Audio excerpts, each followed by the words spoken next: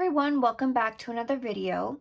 So today I'm going to show you how I use this masking film to protect my main subject when I'm doing the backgrounds with pastels. So whether you're using pan pastels or soft pastels to do your background, and you want to have some nice crisp edges around your main subject. So I've got this flower here that I've sketched out, and I've just lightened the sketch slightly with my kneaded eraser.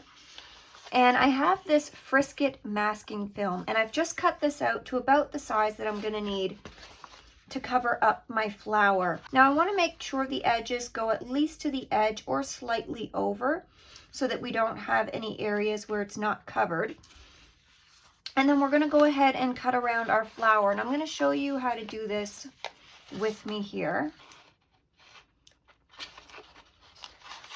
And this is a little bit tacky on the back side of this, but not tacky enough that it's going to rip your paper or anything like that.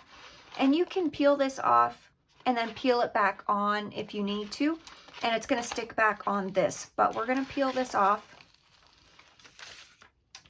And this is how I find it the easiest to do this way. So I'm going to make sure this covers all of my image.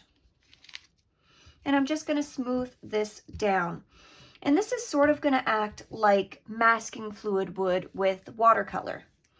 But instead of, painting on the masking fluid, we're just going to end up cutting out areas of this.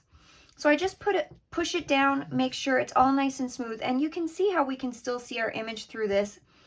And I've got some of it on the side, but we can cut that off afterwards. Now you can do this in two ways. You can take a pen or a marker or something like that. You can go ahead and trace your outlines here, lift this piece back off, put it onto here, and then you can use some scissors or whatever you have to cut around it. But I find that's a little more tedious. And then when you try to go to place it back on your object here, your picture, you've got to make sure everything's lined up very perfectly, otherwise it's going to be askew. But I find it easiest just to take like a little X-Acto knife here with a nice sharp blade, and I'm going to start cutting around my image. So I want to keep the flower, and I want to cut the background off of it. So what I start doing is just going from, and you don't have to push very hard to cut through this masking film, and you don't want to push too hard into whatever paper you're using either.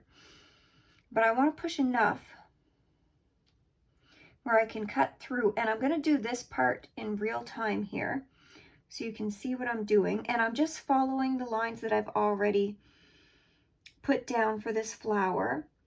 And that's why I like using an X-Acto knife, because the blade is small and it's easy to maneuver, and I can get a little bit more precise with where I'm cutting.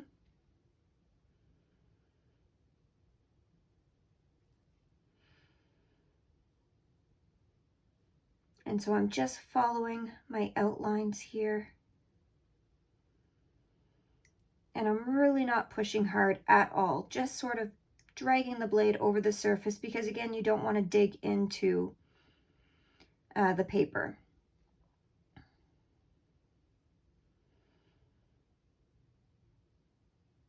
And you want to take your time. So I'm going to show this little part in real time, and then I will speed up the rest of it.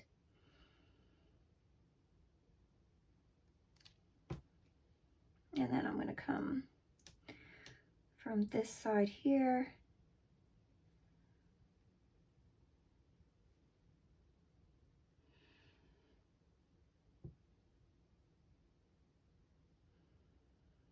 And I'm just using the tip of the blade, just dragging it, like not really putting any pressure down on the paper.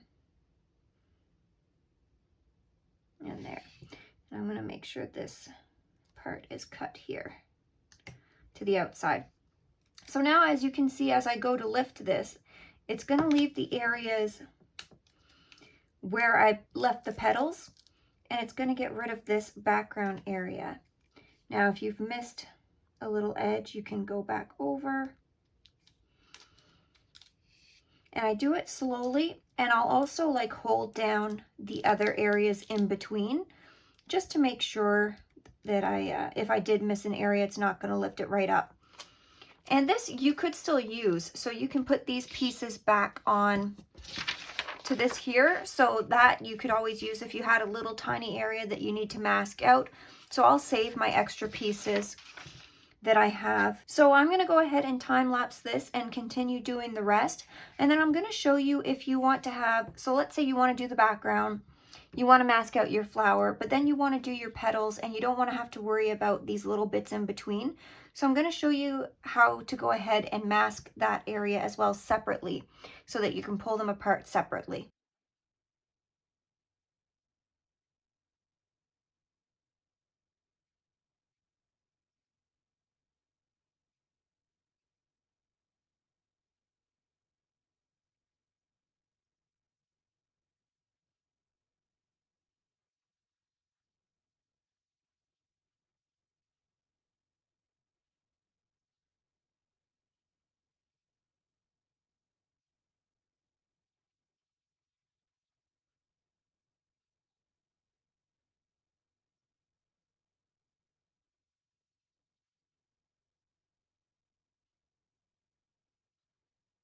Okay, so I hope you guys can see where the flower is masked and the background is not.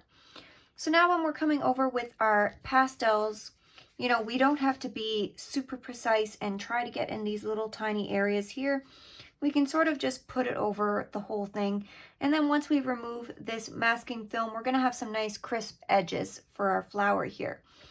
However, once I go in to do my flower, I don't want to have to worry about doing these little tendrils here in this flower, so I'm going to go ahead and mask these out separately. So I'm just going to cut along all the edges here so that I can remove the petals but leave the masking film on this as well.